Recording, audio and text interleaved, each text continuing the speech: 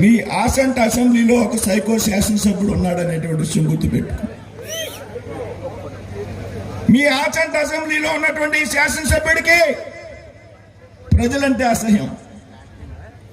ప్రజల్ని పలకరించేటువంటి పరిస్థితి లేదు. ప్రేమగా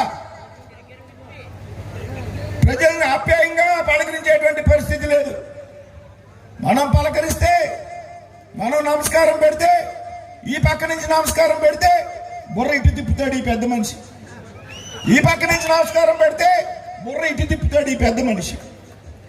లేకపోతే మొక్కం చిట్లిస్తాడు, లేకపోతే మీసం మెలేస్తాడు. ఇదేంటో నాకు అర్థం కాదు. అంటే అక్రమ కేసులు మాట్లాడుతున్నారు, అక్రమ కేసులు, అట్రాసిటీ కేసులు. రిటర్న్ గిఫ్ట్ ఇవ్వడానికి ఇంకొక 4 రోజులు టైం ఉంది మిత్రమా. ఇంకొక 4 రోజుల సమయం ఉంది. ఇటువంటి దుర్మార్గుడికి మన మీద కేసులు పెట్టి, మన కుటుంబాల్లో తగాదాలు పెట్టి పోలీస్ స్టేషన్ చుట్టూ తిప్పినటువంటి ఈ శాసనసభ్యుడికి మనం రిటర్న్ గిఫ్ట్ ఇవ్వాలా వద్దా అని అడుగుతున్నాను మిత్రులారా. రిటర్న్ గిఫ్ట్ ఇవ్వాలా వద్దా అని అడుగుతున్నా. రిటర్న్ గిఫ్ట్ ఇవ్వాలి అంటే మనం పెద్ద ఎత్తున మన అభ్యర్థుల్ని మనం అంతా కూడా గెలిపించుకోవాలి. ఈ మధ్య కాలంలో నియోజకవర్గంలో ఉన్నటువంటి మహిళలందరినీ పిలిచి భోజనం పెట్టి, ఆడపడుచులకి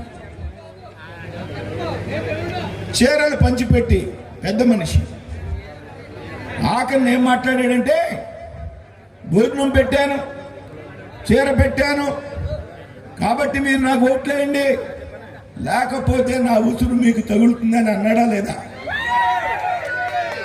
ఈ పెద్ద మనిషి చరిత్ర నేను చెప్తా. నువ్వు ఏ డబ్బులతో భోజనం పెట్టావు ఆడపడుచులకి, ఏ డబ్బులతో చీరలు పంచి పెట్టావు ఆడపడుచులకి నేను చెప్తాను చరిత్ర. నువ్వు పెట్టిన భోజనానికి చీరకి ఉసురు గురించి మాట్లాడేవే. భారతీయ విద్యా భవన్స్ అనేటువంటి విద్యా సంస్థలో పిల్లలు చదువుకోవడానికి కట్టినటువంటి డబ్బులు, స్కూల్ నడపడానికి కట్టినటువంటి డబ్బులు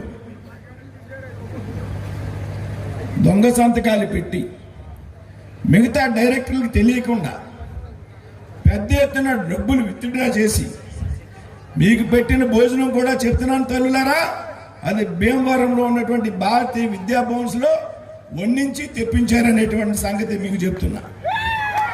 అక్కడ వండించి ఇక్కడికి తెప్పించారు. నీ చీర గురించి అన్ని మాటలు మాట్లాడేవే. మరి పిల్లలు డబ్బులు కొట్టేసి ఆ డబ్బులు తెచ్చి నువ్వు ఇక్కడ దుర్వినియోగం చేస్తే ఆ పిల్లల ఉసురు నీకు తగలదా అని నేను అడుగుతా ఉన్నా. ఆ పిల్లల ఉసురు నీకు తగలదా అని నేను అడుగుతున్నా. కాబట్టి పెద్ద అవినీతి తిమింగలం భారతీయ విద్యా భవన్స్ లో పెద్ద ఎత్తున కోట్ల రూపాయలు లేపేసినటువంటి వ్యక్తి, రైస్ మిల్లర్స్ అసోసియేషన్ లో కోట్లు లేపేసినటువంటి వ్యక్తి ఇవాళ రైస్ మిల్లర్స్ అసోసియేషన్ సమావేశానికి వెళ్ళేటువంటి అర్హత కూడా లేకుండా పోయినటువంటి వ్యక్తి. ఇటువంటి అవినీతి అహంకార అపూరిత శాసనసభ్యుడు ఆచంట అసెంబ్లీకి అవసరమా అని నేను అడుగుతా ఉన్నాను మిత్రులు. కాబట్టి నా దగ్గర డబ్బు ఉంది, డబ్బుతో ఏదైనా చేయగలను, ఏదైనా సాధించగలను అనుకునేటువంటి ఈ వ్యక్తిని తరిమి కొట్టాల్సిందిగా మీ అందరికీ విజ్ఞప్తి చేస్తున్నాను.